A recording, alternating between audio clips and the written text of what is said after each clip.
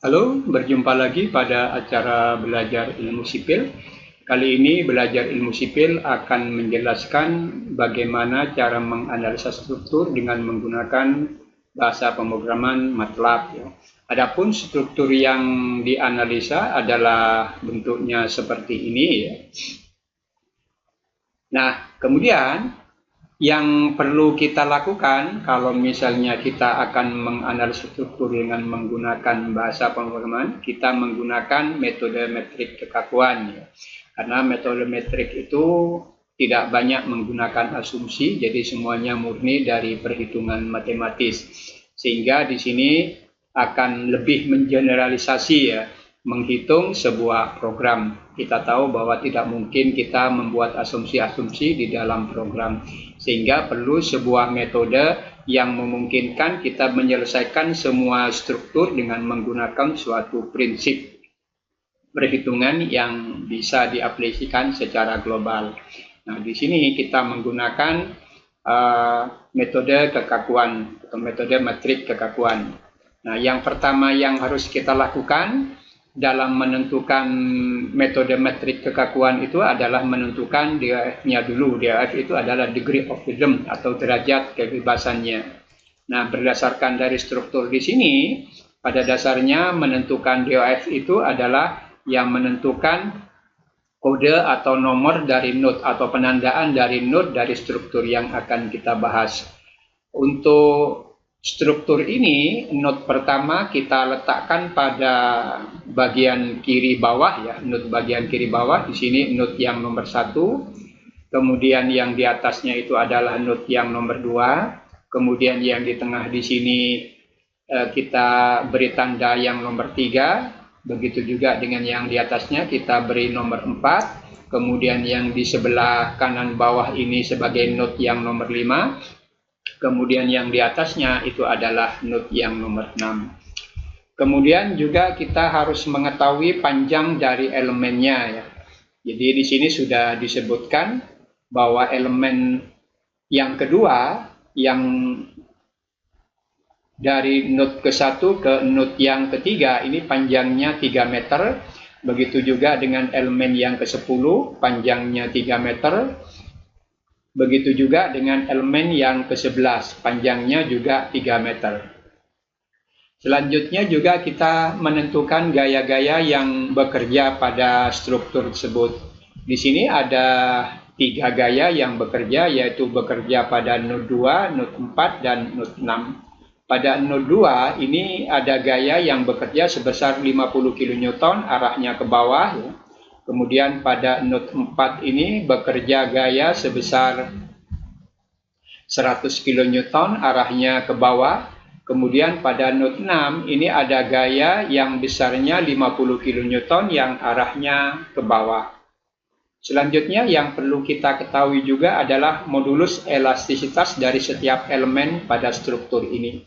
Kita menganggap bahwa elemen ini mempunyai modulus elastisitas yang sama, yang besarnya adalah 200.000 MPa. Begitu juga untuk luas penampang dari elemennya. Kita menganggap bahwa semua elemen yang ada di struktur itu luas penampangnya sama, besarnya adalah 90 mm persegi atau 9 cm persegi. Kemudian yang berikutnya, langkah yang berikutnya itu adalah menentukan sudut theta batang. Ya. Nah, sudut theta batang ini bisa didekati dengan menggunakan persamaan cos theta dan sin theta. Jadi cos theta-nya itu sama dengan X2 min X1 dibagi dengan L, sin theta-nya juga sama dengan Y2 min Y1 dibagi dengan L. Kemudian kita juga bisa menentukan panjangnya ya. Panjang dari elemen batang tersebut adalah ya akar dari X2 min X1 dijumlah kuadrat ya, dijumlahkan dengan Y2 min Y1 kuadrat. Di mana X1, X2, Y1, Y2 ini adalah koordinat dari node pada struktur tersebut. Oleh sebab itu, kita juga harus menentukan koordinat dari setiap node yang ada di struktur ini. Nah, kalau misalnya kita lihat di strukturnya ini, node 1 ini koordinatnya adalah 0,0. Jadi ini titik awalnya kita menganggap di node 1. Berarti node 2 koordinatnya adalah 0,3000. Jadi kita menggunakan 3000 karena nanti kita perhitungannya dalam satuan Newton milimeter. Sedangkan untuk node yang ketiga itu adalah koordinatnya 3000,0, node yang keempat itu koordinatnya adalah 3000,3000, node yang kelima itu adalah 6000,0, kemudian node yang keenam itu besarnya adalah sama dengan 6000,3000. Ini yang perlu kita ketahui. Nah, setelah koordinat-koordinat dari struktur itu kita buat, yang berikutnya adalah yang mencari metrik kekakuannya. Jadi metrik kekakuannya menggunakan rumus seperti ini. Jadi K atau metrik kekakuan elemennya sama dengan A dikalikan dengan E dibagi dengan L dikalikan dengan cos kuadrat atau C kuadrat ya dikalikan dengan CS min C kuadrat min CS ya, di mana harga C ini adalah cos theta dan S harganya adalah sin theta. Sedangkan A ini luas penampangnya, E ini adalah modulus elastisitas dari elemen yang nanti akan kita cari metrik kekakuannya, dan L ini adalah panjang elemennya. Setelah metrik kekakuannya diketahui, yang berikutnya adalah kita menentukan metrik kekakuan strukturnya. Jadi metrik kekakuan struktur ini didapat dari penjumlahan dari semua metrik kekakuan elemennya. Kalau kita lihat di sini ada 6 node ya, sehingga ukuran dari metrik kekakuan strukturnya itu adalah 2 kali 6 atau 12 kali 12. Setelah metrik kekakuan strukturnya itu diketahui, yang berikutnya kita menghitung displacement-nya. Jadi displacement itu bisa dihitung dengan menggunakan rumus seperti ini. Jadi bahwa metrik kekakuan yang sudah direduksi dikalikan metrik displacement yang aktif, ini sama dengan gaya yang direduksi. Nah, gaya yang direduksi ini merupakan gaya yang menghilangkan DOF yang restricted atau DOF yang terkekang ya. Dalam hal ini ya menghilangkan dari DOF pada tumbuhan tersebut. Nah, dari sini kan kita bisa mendapatkan displacement-nya. Jadi displacement itu kan sama dengan jadi K reduce yang ditranspose kemudian dikalikan dengan F reduce. Atau biasanya di dalam perhitungan disebutkan bahwa U displacement-nya sama dengan F reduce dibagi dengan K metrik kekakuan yang sudah direduksi. Selanjutnya setelah displacement-nya diketahui, ya kita mencari gayanya, di mana gayanya itu adalah rumusnya sama dengan seperti ini, bahwa gaya sama dengan E dikalikan A per L dikalikan dengan min C, min S, C, dan S, kemudian dikalikan dengan displacement-nya. Ya. Jadi displacement di sini kalau misalnya kita lihat displacement pada ujung yang pertama dan ini besar displacement pada ujung yang kedua. Jadi dari ujung ke ujung yang nanti kita ambil untuk mendapatkan gaya per batang. Selanjutnya, jika gaya batang itu bernilai positif, berarti batang tersebut mengalami tarik. Dan jika batang itu berharga atau gaya batangnya berharga negatif, ya berarti batang tersebut mengalami tekan. Dan jika gaya batangnya itu sangat kecil, lebih kecil dari 10 pangkat min 6, ya ini dianggap bahwa batang tersebut sebagai batang nol, artinya tidak mengalami tekan dan tidak mengalami tarik. Berikutnya kita bisa menghitung tegangannya ya. Jadi tegangan itu sama dengan E dibagi dengan L dikalikan dengan min C, min S, C, S dikalikan dengan metrik displacement-nya. Kalau kita lihat dari rumus, ini tegangan hampir mirip dengan rumus gaya ya. Kalau pada gaya itu E dikalikan dengan luas penampangnya, sedangkan pada tegangan itu hanya E saja. Ini berarti juga bahwa gaya itu dapat didekati dari perkalian tegangan dikalikan dengan luas penampangnya. Berikutnya kita bisa menghitung gaya reaksi ya setelah metrik kekakuan dan metrik displacement-nya itu diketahui. Nah, rumus dari gaya reaksi ini adalah bahwa gaya reaksi sama dengan metrik kekakuan dikalikan dengan displacement-nya dikurangi dengan gaya luarnya.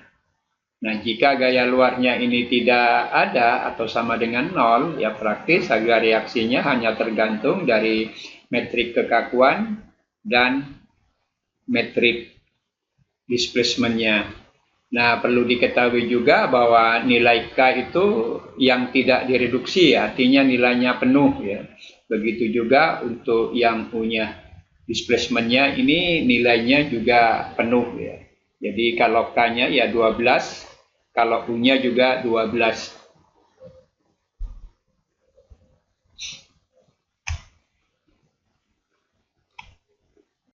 Yang berikutnya adalah kita mencari atau kita menyelesaikan lewat bahasa pemrograman di MATLAB.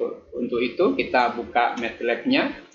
Jadi di sini programnya itu sudah saya tuliskan ya. Ini saya lakukan untuk menghindari kesalahan pengetikan dan lain sebagainya sehingga akan lebih cepat waktu eksekusinya. Nah, yang pertama kita lakukan dalam menyusun program dengan menggunakan MATLAB ini adalah ya menghapus perintah atau menghapus isi yang ada di dalam workspace-nya.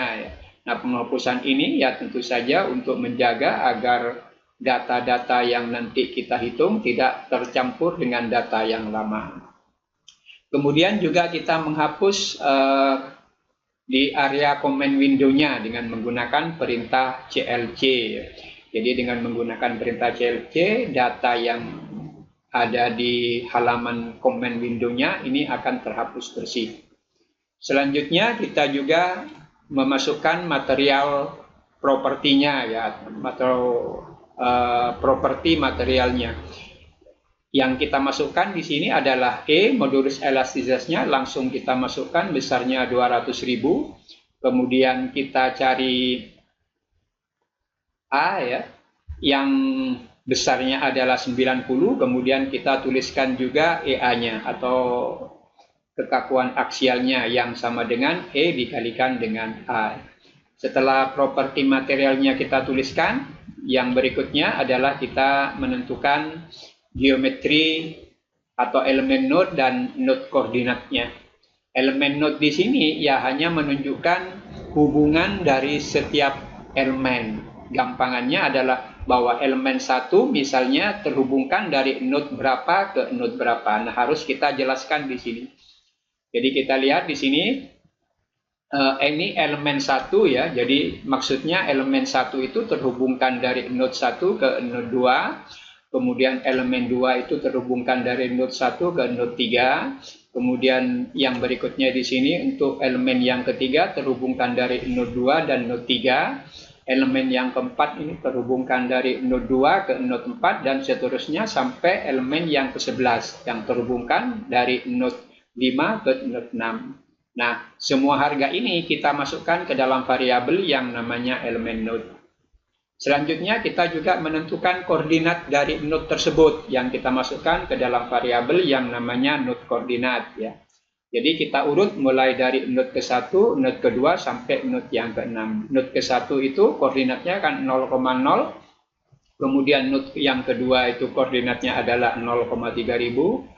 Node yang ketiga adalah 3000,0, node yang keempat adalah 3000,3000, node yang kelima adalah 6000,0 dan node yang keenam adalah 6000,3000. Dari sini kita juga bisa menentukan banyaknya elemen ya dengan membuat sebuah metric size ya, di mana ukurannya adalah elemen kali elemen node kali 1 ya. Jadi banyaknya elemennya kita bisa ketahui dan kemudian hasilnya kita masukkan ke dalam variabel yang namanya elemen. Begitu juga dengan node-nya ya. Jadi kita bisa menyimpan node dengan mengambil harga node koordinat pada kolom yang ke-1, kemudian kita simpan di dalam variabel yang namanya number node ya. Selanjutnya juga kita bisa membuat variabel x dan y ya untuk menentukan koordinat dari strukturnya. Nah, node koordinat dari strukturnya ini kita menggunakan variabel node koordinat ya. Pada kolom yang pertama kita masukkan ke dalam variabel x. Begitu juga untuk semua variabel pada kolom yang kedua, pada node koordinat ini kita masukkan ke dalam variabel y. Selanjutnya kita juga menentukan derajat kebebasan dari struktur kita. Struktur kita mempunyai 6 node, sehingga GDF-nya itu adalah 2 kali 6 atau 12. Kemudian juga kita perlu menyiapkan variabel gaya ya, jadi tempat menyimpan gaya-gaya nanti yang perlu kita tampilkan. Nah, gaya di sini ini ukurannya adalah GDOF kalikan 1 ya, yang kemudian kita simpan di variabel yang namanya FOS. Selanjutnya setelah kita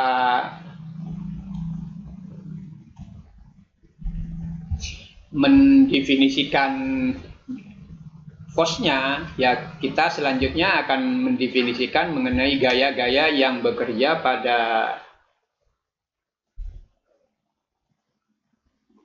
node dari struktur yang akan kita bahas ya. Jadi di sini ada perintah FOS 4, kemudian besarnya sama dengan 50.000. Jadi FOS 4 itu artinya gaya pada DOF yang keempat ya. Jadi kalau misalnya kita lihat di strukturnya di sini, jadi pada node 2 ini DOF-nya kan nilainya 3 dan 4. Jadi yang searah dengan gaya ini kan merupakan DOF yang keempat, sehingga di sini penulisan perintahnya itu adalah ya FOS DOF 4, besarnya adalah min 50.000 ya. Jadi tanda min di sini menunjukkan arahnya itu ke bawah. Kalau di sini positif, maka berarti gaya pada FOS 4 ini arahnya ke atas.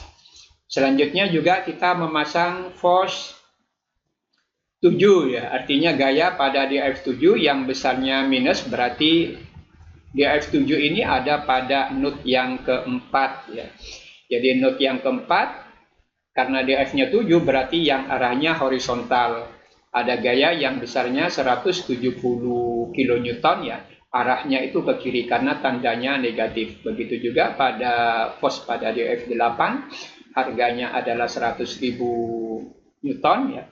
Kemudian untuk yang FOS 12 juga ada harga yang besarnya min 50.000 Newton. Selanjutnya kita perlu mendefinisikan boundary condition atau tumpuannya. Nah, boundary condition ini kita masukkan ke dalam variabel yang namanya prescribed DOF, yang harganya adalah DOF1, DOF2, dan DOF10. Jadi DOF1, 2 ini ada pada node yang pertama karena tumpuannya ada pada node yang pertama. Sedangkan DOF10 itu ada pada node yang kelima, yang artinya hanya mengekang bagian yang vertikal saja, sedangkan yang horizontal atau DOF9-nya itu tidak dikekang. Yang berikutnya itu adalah mengambil fungsi stiffness ya, yang kemudian kita masukkan ke dalam variabel yang namanya stiffness. Jadi nanti untuk perhitungan kekakuannya kita menggunakan sebuah fungsi yang namanya form stiffness 2D truss ya, di mana parameter yang digunakan adalah GDOF, number elemen, kemudian elemen node, XX, YY, dan EA. Yang kemudian hasil perhitungan dari form stiffness ini kita masukkan ke dalam variabel yang namanya stiffness. Berikutnya juga kita perlu menentukan displacement-nya ya. Nah, displacement ini dihitung oleh fungsi yang namanya solution dengan mengambil parameter GDOF, prescribed DOF, stiffness, dan force-nya. Selanjutnya, kita juga menghitung gaya reaksi dan tegangannya. Jadi untuk menghitung tegangan, kita perlu variabel yang namanya F-all ya, untuk menyimpan gayanya, di mana F-all ini merupakan perkalian antara stiffness dan displacement-nya. Selanjutnya, untuk penentuan reaksinya, kita menggunakan variabel F-all dengan parameter prescribe 2F. Dengan demikian, reaksi itu kan hanya berisi gaya-gaya yang bekerja pada 2F yang dikekang, atau pada DF1, DF2, dan DF10. Kemudian yang berikutnya kita juga harus menentukan sigma ya, yang merupakan tempat dari perhitungan tegangannya. Nah, tegangan di sini juga menggunakan sebuah fungsi yang namanya stress divided thrust ya, di mana parameter yang digunakan itu adalah number elemen, elemen node, X, Y, displacement, dan E-nya. Kemudian yang berikutnya itu adalah setelah sigmanya itu kita tentukan, ya tentu saja kita berusaha untuk menampilkan hasil dari perhitungan kita. Apakah inputnya itu ada kesalahan sesuai, atau ada hasil perhitungan yang menurut kita tidak sesuai, maka perlu kita ketahui ya dengan cara menampilkannya. Nah, pertama tentu saja yang perlu ditampilkan itu adalah input data strukturnya atau properti materialnya ya, yang ditampilkan berupa modulus elastisitasnya dulu, kemudian luas penampang dan kekakuan aksialnya. Adapun format penulisannya atau perintah yang kita gunakan, kita membuat sebuah semacam header ya untuk menampilkan datanya, di mana judulnya adalah input data struktur trust 160 ya. Kemudian yang berikutnya kita juga dengan menggunakan perintah printf fprintf ya, kita tampilkan modulus elastisitasnya. Jadi modulus elastisitasnya ini sudah tertulis nanti ya. Modulus elastisitas ini nanti yang ditampilkan harganya itu adalah dalam format persen D ya. Jadi persen D itu artinya data yang ditampilkan merupakan data desimal ya. Kemudian satuannya juga ditampilkan di sini, Newton per milimeter persegi. Setelah itu ada tanda garis miring N, ini menunjukkan setelah Newton per milimeter persegi ini ditulis, maka kursor akan turun satu baris untuk menulis perintah yang berikutnya. Dan variabel yang ditampilkan untuk modulus elastisitasnya itu adalah E ya, jadi yang ditampilkan. Begitu juga untuk luas penampang. Kita berikan luas penampang titik 2, kemudian persen D ini adalah harga dari variabel A ya. Dan satuannya adalah milimeter kuadrat. Begitu juga untuk kekuatan aksialnya. Jadi formatnya itu adalah persen D, artinya bilangan bulat yang ditampilkan. Kemudian satuannya juga ditampilkan, kemudian kursor turun satu baris ya. Dan yang ditampilkan itu adalah variabel EA. Kita coba menampilkannya.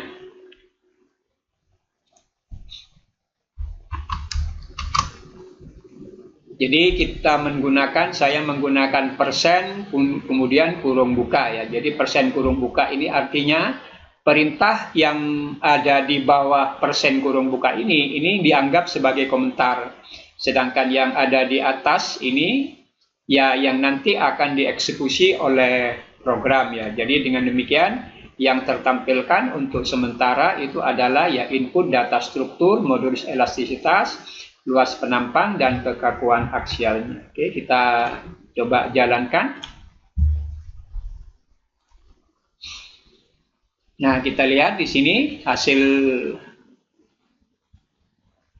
yang kita lakukan adalah modulus elastisitasnya itu harganya adalah 200.000 Newton per milimeter persegi. Kemudian luas penampangnya juga 90 mm persegi ya. Kemudian kekakuan aksialnya besarnya adalah 18 juta Newton ya, yang merupakan perkalian antara E dan A. Kemudian setelah input data strukturnya kita tampilkan, yang berikutnya kita juga perlu menampilkan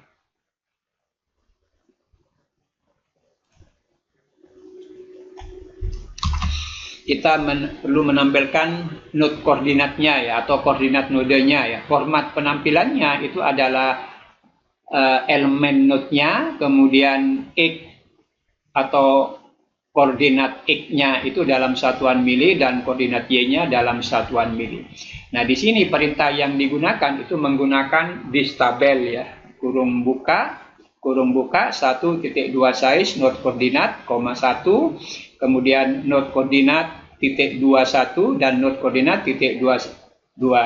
Node koordinat titik 21 ini artinya menampilkan semua node koordinat pada kolom yang ke-1, sedangkan untuk node koordinat titik 22 itu artinya nanti yang ditampilkan ya semua node koordinat pada kolom yang kedua.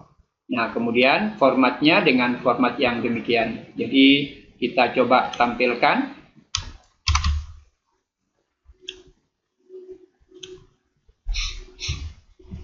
Nah, kita lihat jadi node koordinatnya sudah muncul. Jadi untuk node yang pertama itu koordinatnya 0,0, node yang kedua itu koordinatnya 0,3000, node yang ketiga koordinatnya adalah 3000,0, node yang keempat koordinatnya adalah 3000, node yang kelima koordinatnya adalah 6000,0, kemudian node yang keenam koordinatnya adalah 6000, 3000. Jadi sesuai dengan node dari struktur kita. Selanjutnya setelah kita mendefinisikan koordinat node-nya, kita juga perlu mendefinisikan konektivitas elemennya. Nah, di sini yang akan ditampilkan nanti elemen ke-1 itu terhubungkan ke node berapa dan node yang keberapa dengan cara mengambil semua elemen node pada kolom yang pertama dan semua elemen node pada kolom yang kedua. Elemen node pada kolom yang pertama ini menjadi node awal ya, sedangkan elemen node pada kolom yang kedua ini menjadi node J-nya atau node akhirnya. Jadi dengan cara yang demikian kita bisa mengetahui bahwa elemen 1 nanti akan terhubungkan ke node berapa ke berapa dan seterusnya untuk semua elemen. Kita coba tampilkan.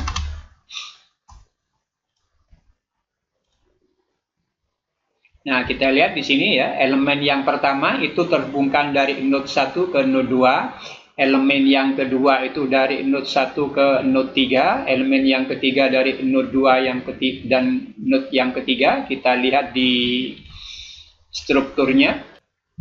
Dari struktur dapat dilihat bahwa elemen yang pertama terhubungkan dari node 1 ke node 2, elemen yang kedua terhubungkan dari node 1 ke node 3, elemen yang ketiga terhubungkan dari node 2 ke node 3, elemen yang keempat terhubungkan dari node 2 ke node 4 dan seterusnya sampai elemen yang ke-11 terhubungkan dari node ke-5 dan node ke-6.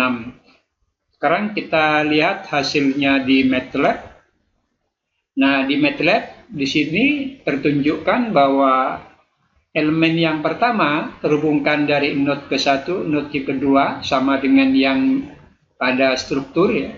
Begitu juga untuk elemen yang kedua terhubungkan dari node 1 ke node 3, node 3 terhubungkan dari node 2 ke node 4, node 4 terhubungkan dari node 2 ke node 4 dan seterusnya sampai elemen yang ke-11 yang terhubungkan dari node 5 ke node 6. Berikutnya kita bisa menampilkan metrik kekakuan dan transformasi per elemennya ya. Nah, yang ditampilkan nanti formatnya dibuat seperti ini ya. Jadi nanti yang ditampilkan itu adalah detail elemen. Jadi maksudnya detail elemen yang pertama, kedua, ketiga dan seterusnya.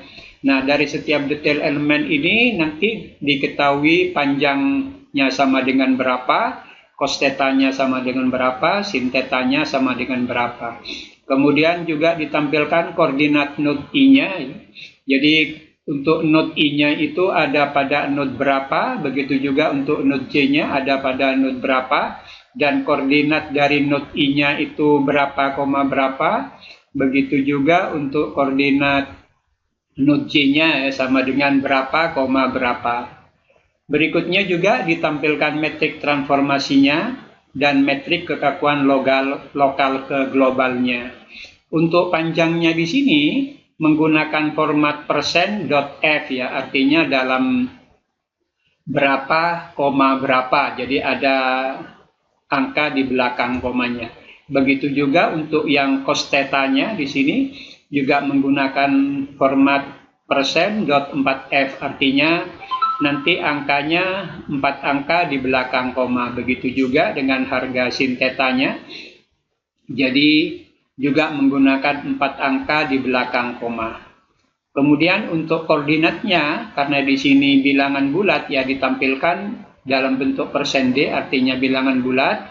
Kemudian untuk koordinatnya ini ditampilkan dalam bentuk angka di belakang koma ya. Kemudian untuk metrik transformasinya ini variabel yang ditampilkan adalah T. Kemudian untuk metrik kekakuan lokal ke globalnya ini yang ditampilkan itu adalah K global E-nya. Nah, untuk menampilkan metrik transformasi dan metrik kekakuan lokalnya ini, kita perlu siapkan sebuah variabel yang namanya K global ya, yang menyimpan metrik dengan ukuran GDOF kalikan GDOF. Kemudian juga kita menyimpan sebuah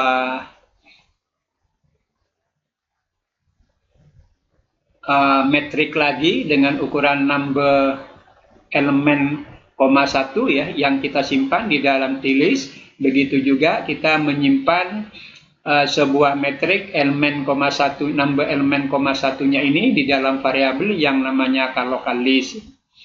Nah, karena nanti yang ditampilkan itu per elemen, maka kita menyiapkan juga variabel baru yang namanya N1 dan N2. Di sini perulangannya dengan menggunakan perulangan for ya, di mana bergeraknya mulai dari 1 sampai ke number elemen. N1 di sini ini berisi node elemen pada baris ke E kolom ke 1. Sedangkan yang N2-nya ini berisi node elemen pada baris yang ke E kolom yang kedua. Nah, N1 dan N2 ini digunakan untuk parameter dari variabel x yang sudah kita tentukan sebelumnya, yang mana nanti x dengan parameter N1-nya ini nanti menjadi variabel dari x1-nya, dan x dengan parameter N2-nya ini nanti menjadi nilai dari X2-nya. Begitu juga untuk Y1 dan Y2-nya. Jadi Y1 ini adalah YY dengan parameter N1, Y2 itu adalah YY dengan parameter N2. Nah, dengan diketahuinya X1, X2, Y1, Y2-nya ini, maka nanti L-nya ini nanti bisa kita cari ya dengan menggunakan akar X2 min X1 kuadrat dijumlahkan dengan Y2 min Y1 kuadrat. Kemudian di C-nya juga atau cos tetanya itu juga bisa diketahui dari X2 min X1 per L. Dan S-nya itu juga bisa diketahui dari Y2 min Y1 per L. Nah, selanjutnya metrik transformasinya itu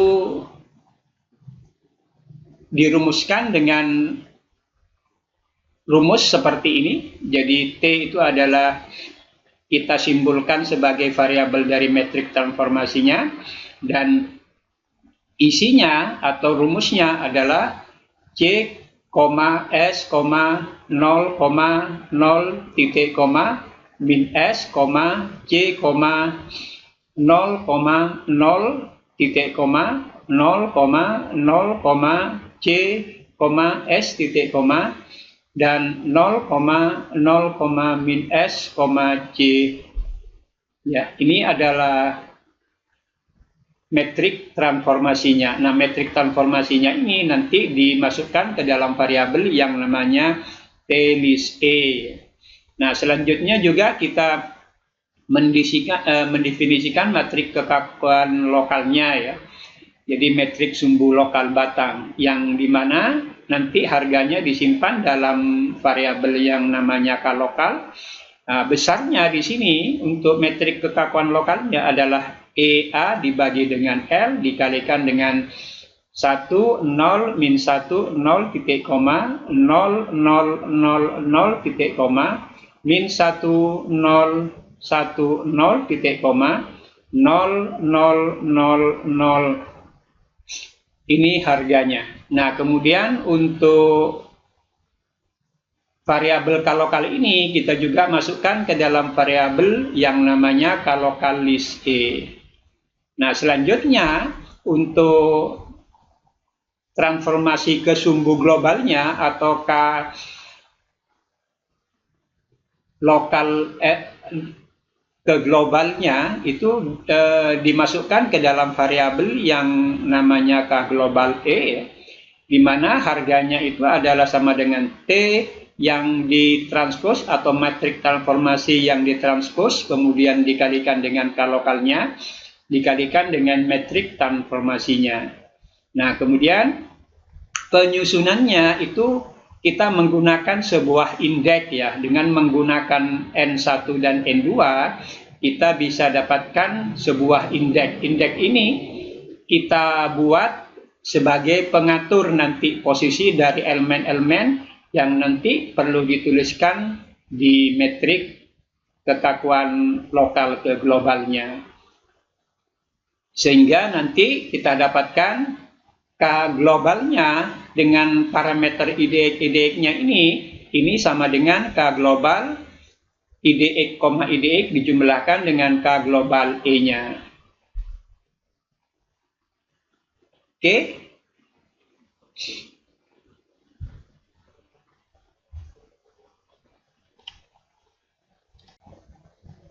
Oke, kita coba tampilkan nilainya ya.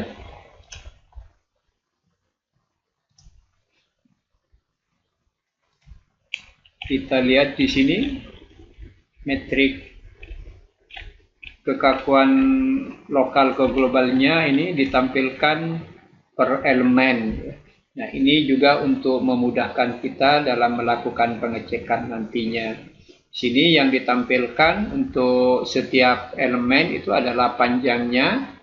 Sebagai contoh di sini pada elemen yang pertama ini panjangnya ini diketahui 3000, cos tetanya 0, sin tetanya sama dengan 1. Kemudian koordinat I-nya itu adalah ada pada node 1 yang koordinatnya 0,0, koordinat J-nya itu ada pada node yang kedua dengan koordinat 0,3000. Metrik transformasinya ditampilkan juga, kemudian metrik kekakuan lokal ke globalnya juga ditampilkan. Ini berlaku untuk semua elemen ya. Kita lihat elemen 1, elemen 2, elemen 3, elemen 4, elemen 5, elemen 6, elemen 7, elemen 8, elemen 9, elemen 10, elemen 11. Jadi semuanya tertampilkan satu per satu. Selanjutnya yang perlu kita tampilkan juga itu adalah metrik kekakuan strukturnya. Nah, metrik kekakuan strukturnya pertama yang ditampilkan adalah ukuran metriknya dari K global pada kolom yang ke-1 dan K global pada kolom yang kedua. Jadi nanti di sini sekian kali sekian ya. Nah, di sini yang ditampilkan adalah variabel yang ada yang namanya KS tabel. Jadi KS tabel ini merupakan tabel array tempat di mana semua nilai-nilai elemen pada metrik kekakuan strukturnya itu ditampilkan. Nah, coba kita tampilkan metrik kekakuan strukturnya.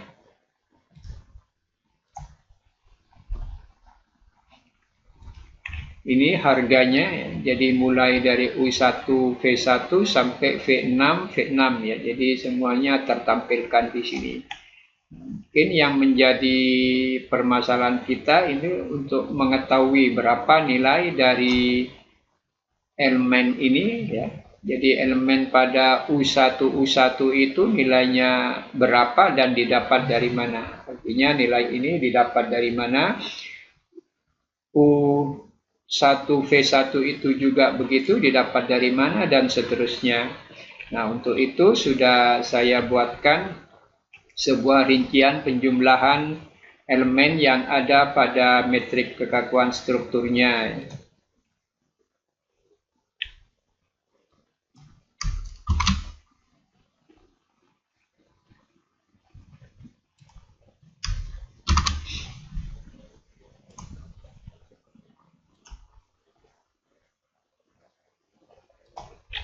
Ini datanya.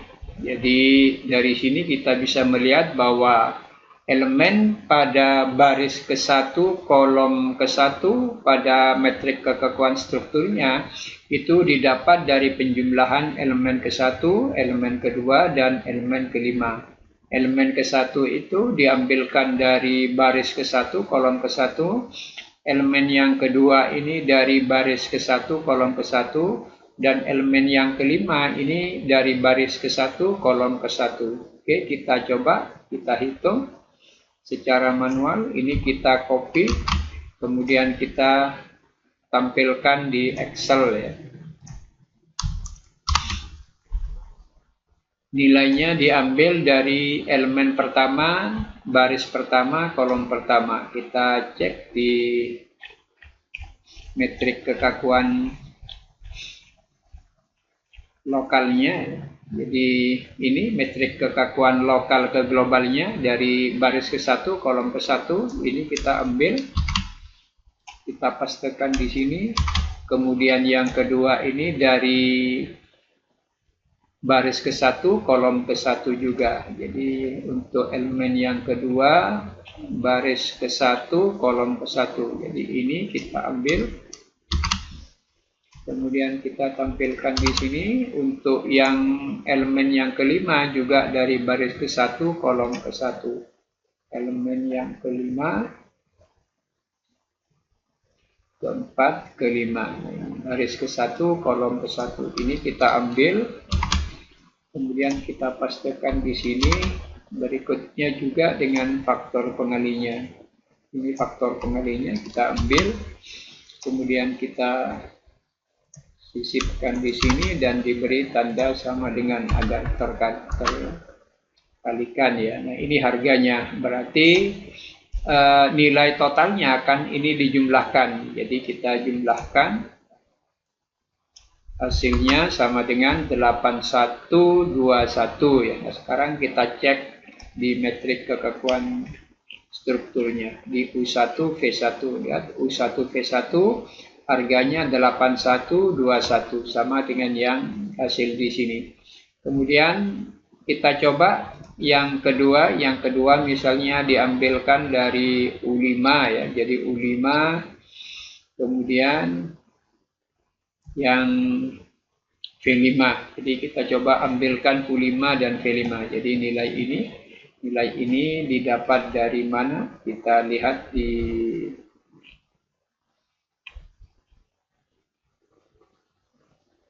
U5 V5 ya. Jadi U5 V5.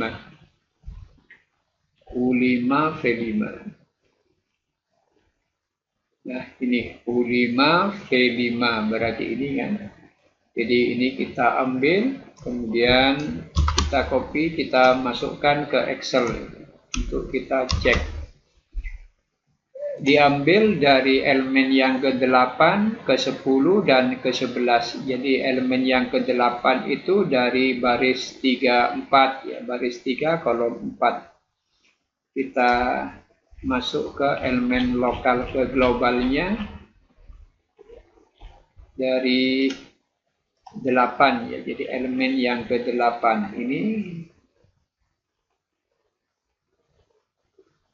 Jadi 3, 4. Jadi 3, 4. Berarti ini yang harus diambil.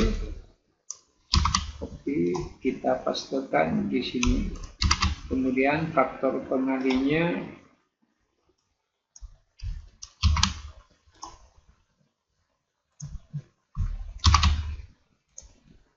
kita isi sama dengan ini nilainya untuk yang elemen yang ke-8. Selanjutnya elemen yang ke-10 sama juga 3, 4. Elemen yang ke-10 3, 4. 3, 4. Jadi nilainya 0. Kita pastekan di sini. Kemudian elemen yang ke-11 1, 2. Jadi elemen yang ke-11 1, 2 ini. Kemudian kita pastekan di sini dan kita jumlahkan. Nah, hasilnya adalah min 2121. Kita cek di metrik kekakuan U5 V. Nah, ini ya. Jadi min 2121. Jadi sama harganya dengan hasil yang kita hitung. Selanjutnya, setelah kita menampilkan metrik kekakuan strukturnya, yang berikutnya adalah menampilkan displacement-nya ya. Jadi tampilan displacement-nya itu adalah seperti ini. Jadi node, kemudian displacement dalam arah horizontal dan displacement dalam arah vertikal. Jadi mulai dari 1 sampai ke banyaknya node-nya ya, di mana formatnya adalah persen 4D, kemudian persen 20.6E, kemudian persen 20.6E. Jadi persen 4D itu artinya nanti yang angka yang ditampilkan itu bilangan bulat ya. Kemudian 26E ini artinya ditampilkan dalam bentuk saintifik. Jadi nanti X, E pangkat sekian dan seterusnya. Nah, variabel yang nanti ditampilkan adalah isi dari variabel displacement ya. Pada parameter 2i min 1 dan untuk yang vertikal itu diambilkan dari variabel displacement dengan parameter 2i. Sekarang kita coba tampilkan.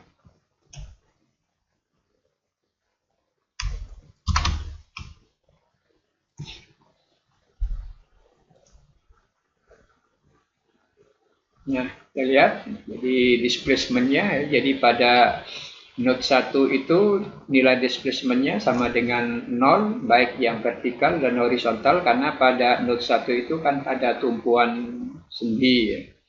Sedangkan untuk node 2, node 3, node 4 ini semuanya bebas ya. Sedangkan yang untuk node 5 ini yang terkekang, ini ditandai dengan nilai 00 di sini. Yang terkekang itu yang bagian vertikal ya, yang bagian horizontal tidak terkekang.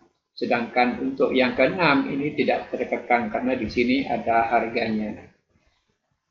Setelah menampilkan displacement-nya, yang berikutnya kita menampilkan gaya reaksi tumpuannya. Jadi gaya reaksi tumpuannya, tampilannya ini seperti ini ya.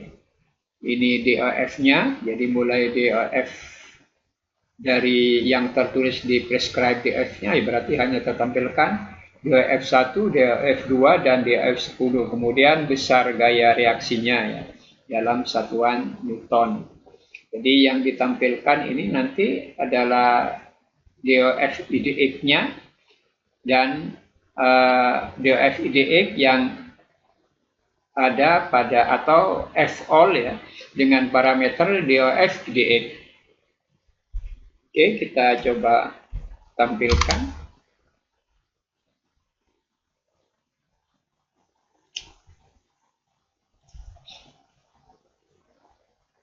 Nah, ini gaya reaksinya, jadi hanya ada 3 yang tertampilkan.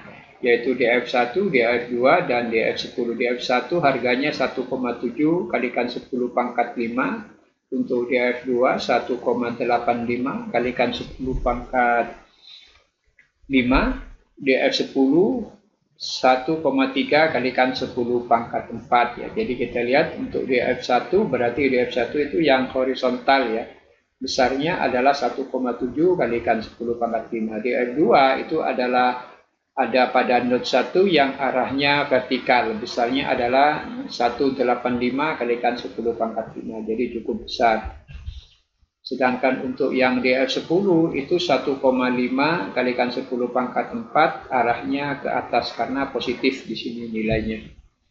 Nah, selanjutnya setelah reaksi tumpuannya itu kita ketahui, yang berikutnya ya yang perlu ditampilkan itu adalah gaya elemen ya, dan atau tegangan elemennya. Di sini yang ditampilkan itu adalah elemennya, kemudian tegangannya dalam satuan MPa dan gaya aksialnya serta status. Nah, status di sini ini menunjuk apakah tegangan dan gaya aksialnya itu tarik atau tekan dengan melihat harga sigmanya. Jadi kalau sigmanya kita lihat dari perulangannya di sini, jika sigmanya lebih besar dari 0 maka berarti dia itu tarik ya. Artinya batang tersebut mengalami tarik ya, dan apabila sigmanya lebih kecil dari 0 dia itu statusnya tekan atau batang mengalami tekan ya. Dan apabila E-nya itu lebih kecil dari 1/1 juta, ini dikatakan batang tersebut tidak mempunyai gaya atau batang 0. Jadi statusnya di sini tertulis 0. Nah, kemudian yang ditampilkan itu adalah ya variabel E, kemudian sigma E, kemudian sigma E dikalikan dengan A. Nah, ini untuk gayanya karena berdasarkan rumus yang sudah disebutkan sebelumnya bahwa gaya itu sama dengan tegangan dikalikan luas penampangnya. Kemudian ini statusnya ya. Oke, kita lihat.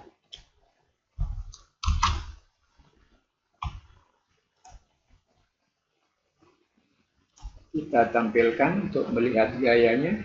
Nah, ini gayanya ya. Jadi pada elemen 1 tegangannya ini dan gayanya ini harganya. Jadi statusnya tekan karena harganya negatif. Kita lihat untuk batang yang ketiga harganya positif, berarti dia itu statusnya tarik. Begitu seterusnya sampai elemen yang ke-11 ya. Nah, di sini tidak ada batang 0 ya. Jadi semuanya mengalami tekan dan sebagian mengalami tarik.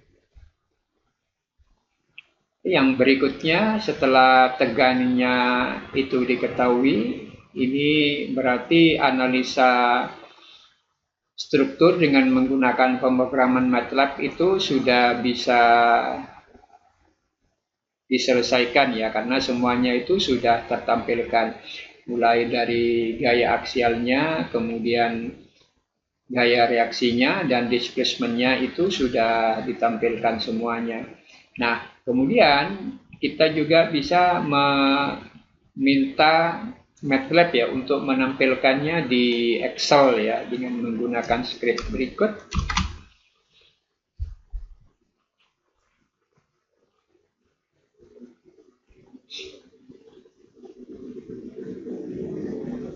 Jadi kita coba kita tampilkan ke Excel ya.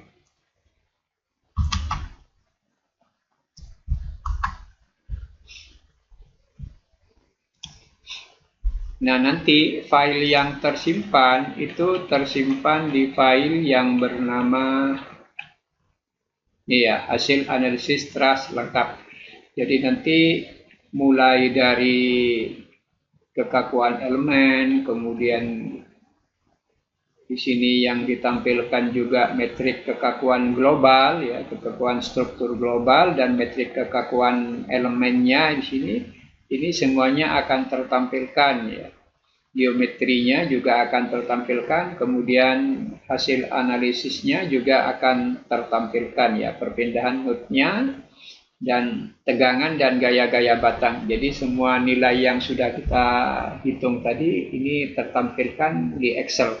Tujuannya ya untuk memudahkan kita saja dalam melakukan cross check. Jadi di Excel itu kan tidak repot nanti untuk melakukan perhitungan. Sesungguhnya di command window itu juga kita bisa lakukan ya. Jadi kita coba menggunakan Excel. Jadi nanti hasilnya kita tampilkan ke Excel, kemudian kita utak-atik di sana apakah sesuai dengan rumus yang sudah diberikan atau tidak. Oke, kita coba, kita jalankan.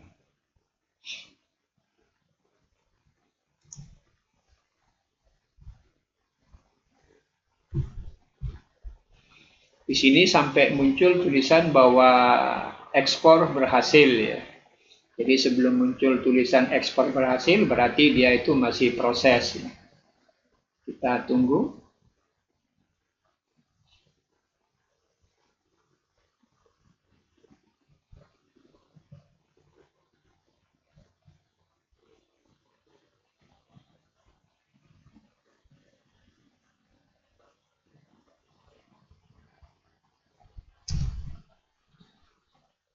Nah, tanda file sudah terkirim ke Excel sudah muncul ya. Ini berarti bahwa filenya sudah diekspor semuanya ke Excel. Nah, sekarang kita lihat dulu file Excel-nya.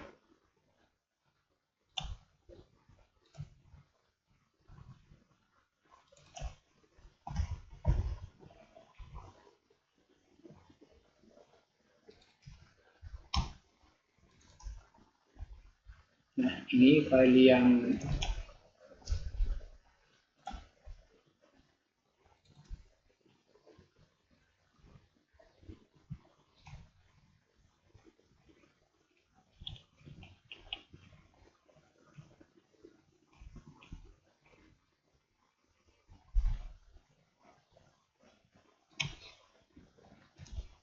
ini kita lihat di sini ya, mulai dari metrik kekakuan ya, kemudian kekakuan strukturnya semuanya tertampilkan, kemudian hasil analisis yang terdiri dari perpindahan node-nya, kemudian tegangan dan gaya batang serta reaksi tumpuannya.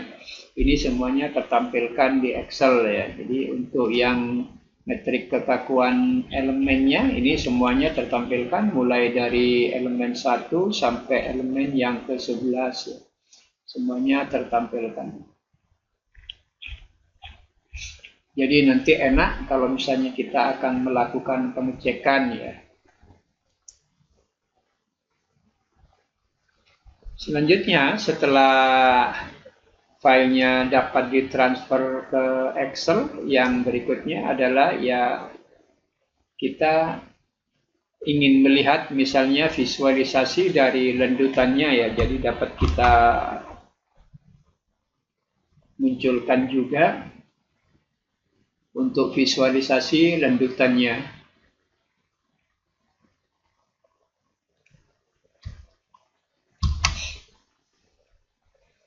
Nah, pada visualisasi lendutannya ini penggambarannya juga dengan menggunakan perintah plot ya.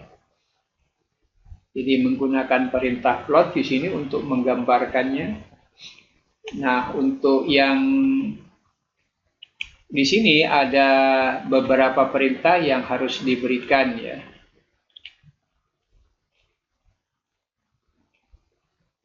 Jadi yang pertama itu adalah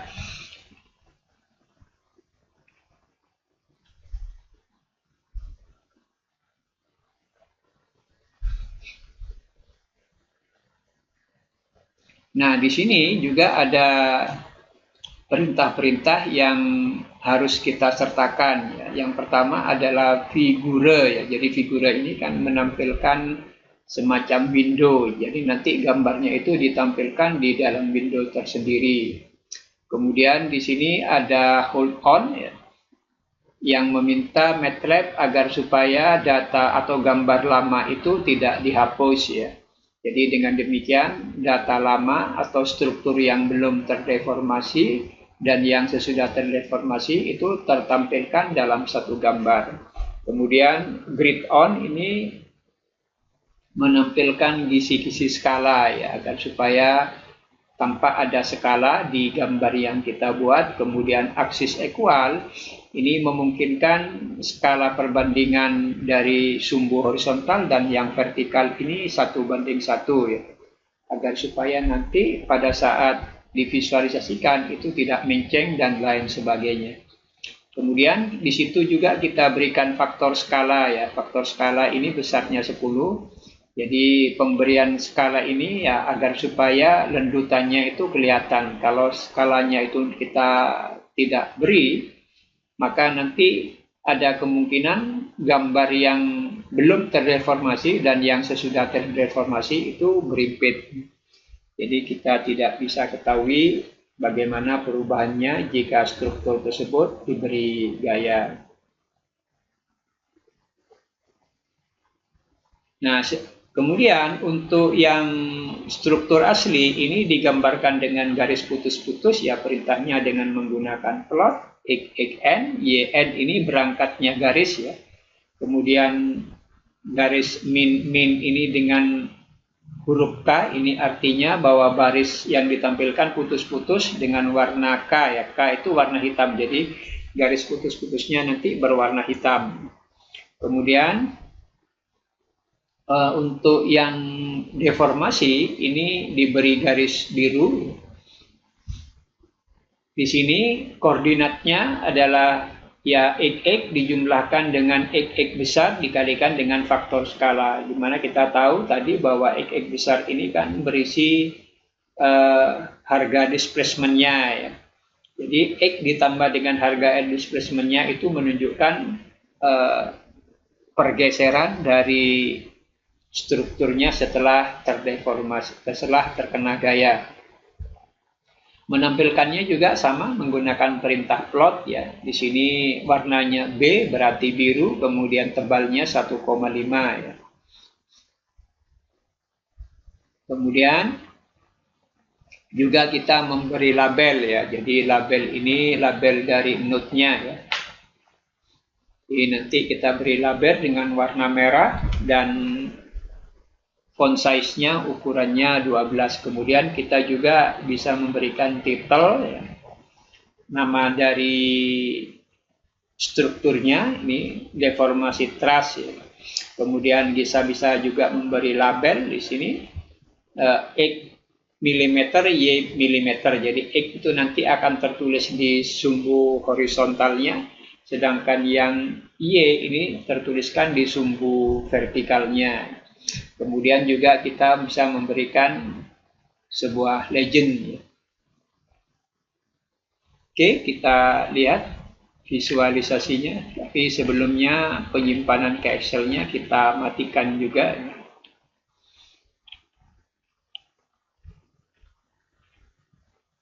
Nah, ini kita matikan agar prosesnya tidak lama.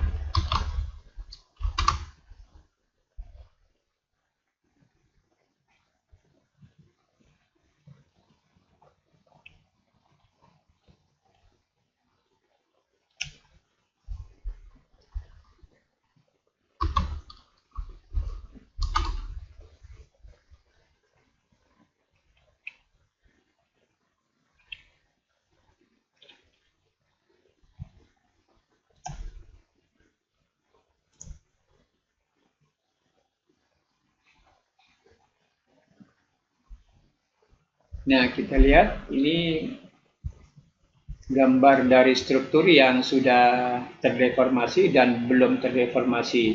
Yang belum terdeformasi, lihat garisnya ini adalah putus-putus ya, sedangkan yang terdeformasi ini berwarna biru. Kita lihat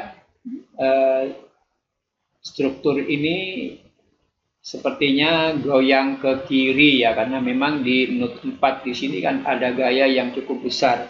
Yang besarnya 170 kN ke arah kiri, sehingga di sini seolah-olah dia itu terdorong ke kiri strukturnya.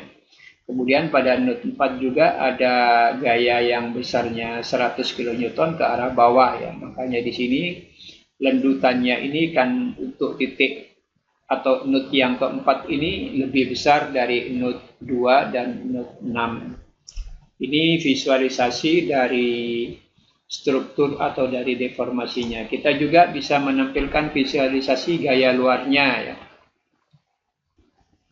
Untuk memvisualisasikan gaya reaksi dan beban luar, ada beberapa langkah yang harus kita lakukan. Ini juga langkahnya hampir sama dengan memvisualisasikan lendutannya.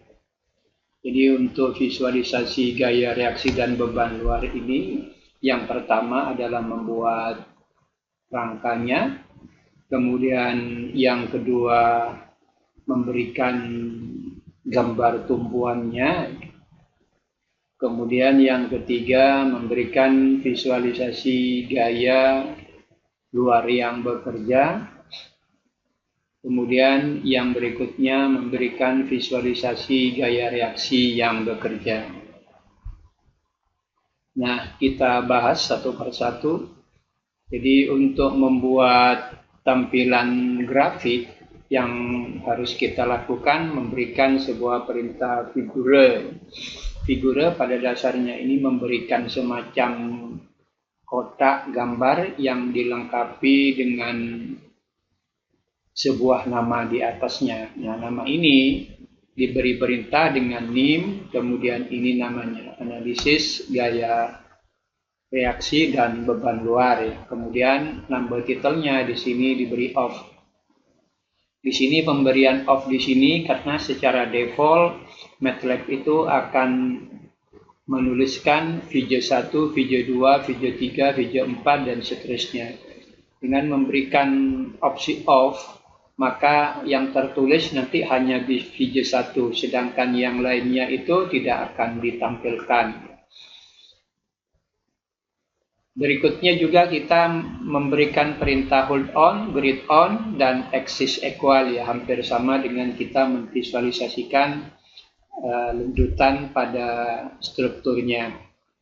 Nah, kemudian untuk penggambaran strukturnya ada dua yang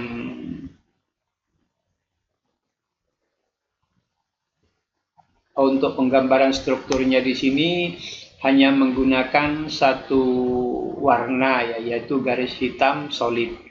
Nah, perintahnya itu ya dengan menggunakan plot, di mana XXN, YYN ini mulai pertama kali bergeraknya garis ya, kemudian garisnya itu adalah berwarna hitam ya, dengan menggunakan kam min ini artinya nanti garis yang akan ditampilkan, sedangkan K itu ya warna yang nanti akan ditampilkan. Jadi garisnya nanti berwarna hitam, kemudian ketebalan garisnya 1,2.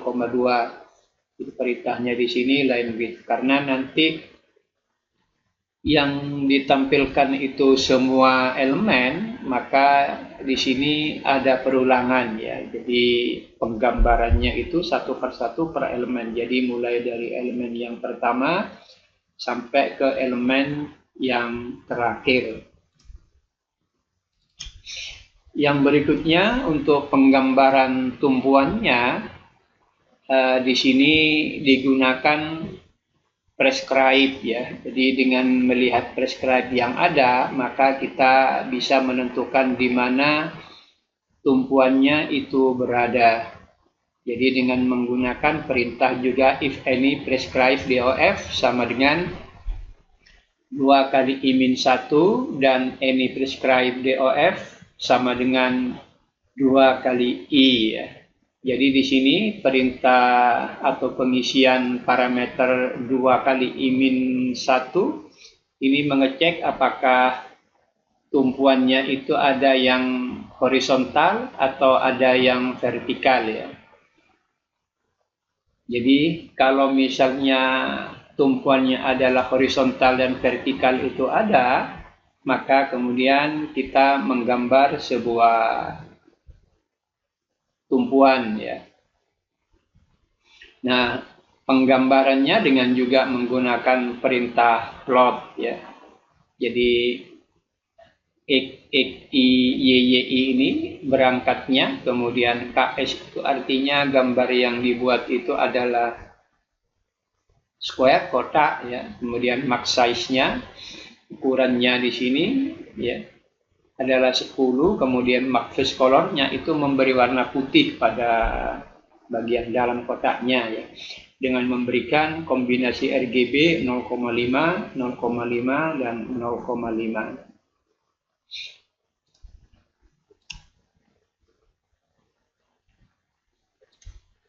Selanjutnya kita menggambarkan warna gayanya ya. Jadi di sini gaya dibedakan warnanya. Untuk gaya luar itu warnanya hijau, sedangkan untuk gaya reaksi itu warnanya merah ya. Nah, penggambaran gaya luar itu dengan mengecek seluruh GDOF-nya ya. Jadi mulai dari 1 sampai ke GDOF kita cek dengan melihat gaya yang ada di situ ya. Jadi kalau misalnya force I-nya itu tidak sama dengan 0, maka berarti dipastikan di situ ada gaya ya. Nah, selanjutnya setelah dipastikan di situ ada gaya, maka yang berikutnya dilakukan perintah sel I/2. Jadi ini mengkonversi indeks DOF itu menjadi nomor nodenya. Selanjutnya juga dilakukan pengecekan dengan menggunakan mod ya. Mod I,2 ini apakah tidak sama dengan 0 atau sama dengan 0. Jadi kalau misalnya mod I,2-nya ini sama dengan 0, ini artinya ada beban yang arahnya vertikal ya. Nah, kalau mod I-nya tidak sama dengan 0, berarti di sini ada beban yang arahnya horizontal. Nah, seandainya sudah diketahui bahwa bebannya horizontal, maka nanti dibuatkan sebuah panah. Perintah panah di sini menggunakan quiver X0Y0 ini arah mulainya berangkatnya panah. Kemudian force I dikalikan scale arrow-nya ini adalah besar dari panahnya. Kemudian G itu warnanya green ya. Kemudian line width ini ketebalan garisnya sama dengan 2. Kemudian mark head size-nya ini menunjuk ke tanda ujung panah ya. Nah, besarnya dibuat 0,5 ya. Kemudian juga di ujung panah itu kita beri perintah tag ya, untuk menempelkan nilai dari besar gayanya. Selanjutnya sama, jika bernilai mod I,2-nya ini sama dengan 0, maka arah bebannya itu berarti vertikal sama ya. Jadi kita beri tanda panah, kemudian kita beri tag ya. Nah, kemudian yang berikutnya juga kita memberikan tumpuannya ya. Jadi dengan menggambar sebuah titik node ya. Jadi ini tumpuan untuk yang kedua ya. Nah, tumpuannya di sini juga sama, perintahnya dengan menggunakan plot ya. Dan kemudian diberi warna ini. Selanjutnya adalah yang menggambar gaya reaksinya, sama perintahnya ya. Untuk gaya reaksi di sini warnanya yang diberikan itu adalah warna merah. Jadi pengecekan gaya reaksi ini dengan menggunakan perintah Fall ya. Jadi kita tahu bahwa Fall itu kan sama dengan gaya dikalikan displacement-nya ya. Jadi Fall ini juga termasuk gaya reaksinya. Nah, kemudian kita agar supaya langsung kita mengambil nilai dari prescribed DOF-nya ya, kita jadikan sebagai parameter, sehingga dengan demikian kita tepat mengambil banyaknya reaksinya ya, berdasarkan prescribed DOF-nya ini. Jadi dengan menggunakan perintah ini, maka nanti ya hanya tumpuan yang mempunyai atau yang berharga 1, 2, dan 10 ini saja yang nanti diberi panah ya.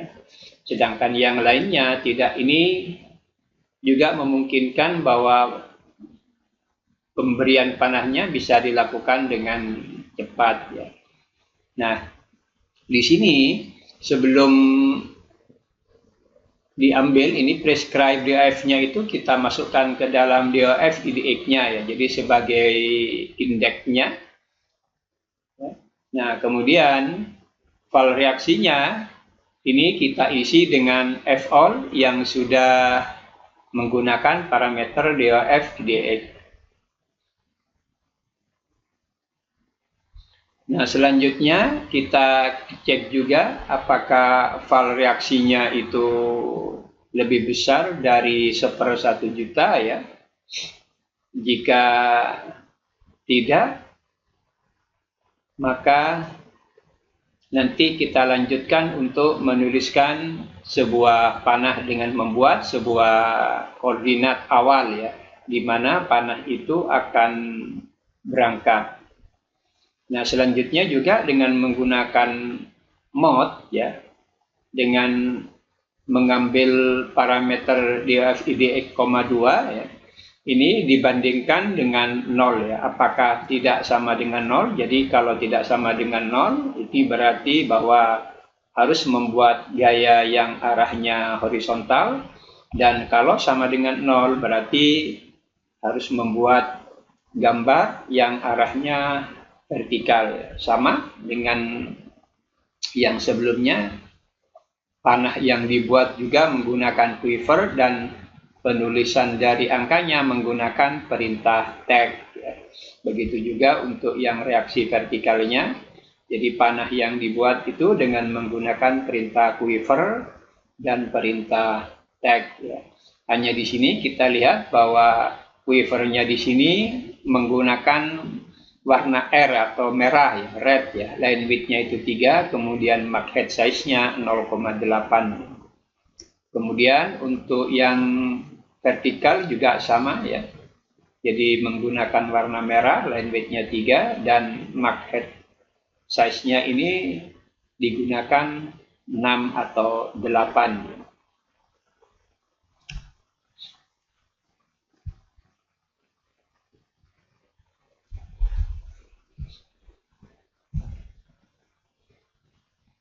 Kemudian saya singgung sedikit mengenai fungsi form stiffness-nya ya. Jadi pada dasarnya form stiffness di sini menghitung kekakuan lokal ke globalnya ya. Jadi di sini menggunakan sebuah rumus ya. Di sini kita lihat ini rumusnya yang digunakan untuk, dan ini hasilnya hampir sama ya dengan rumus yang dituliskan sebelumnya. Kemudian untuk yang solutionnya juga begitu ya, untuk mendapatkan displacement-nya di sini membuat sebuah variabel yang namanya O ya, dengan ukuran atau yang nanti akan diisi dengan metrik ukuran DOF kali 1 ya. Selanjutnya yang berikutnya untuk menampilkan tegangannya. Jadi tegangannya di sini menggunakan fungsi stress 2D truss ya. Ini dengan menentukan E untuk mencari panjang L ya. Jadi XA dan YA di sini. Nah, begitu juga nanti perlu menampilkan C dan S ya, untuk mendapatkan harga sigma E ya. Jadi nanti U lokalnya di sini ya harganya sama dengan min C, min S, CS dikalikan dengan displacement-nya ya. Nah, berarti nanti sigma E-nya ya E per R dikalikan dengan U dikalikan dengan U lokalnya. Nah, selanjutnya untuk mendapatkan gayanya akan tinggal mengalihkan sigma E ini dengan luas penampannya. Oke, kita masuk ke MATLAB-nya. kita coba jalankan.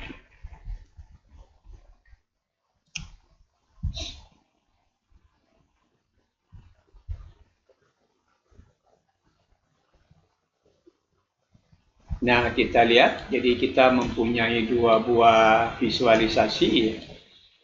Untuk yang gaya reaksi dan beban luar ini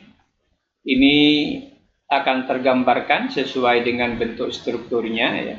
Kemudian kita lihat gaya juga ada di node 2, node 4, dan node 6. Dari gambar kita tahu kan node 2 itu ada gaya ke bawah sebesar 50 kN.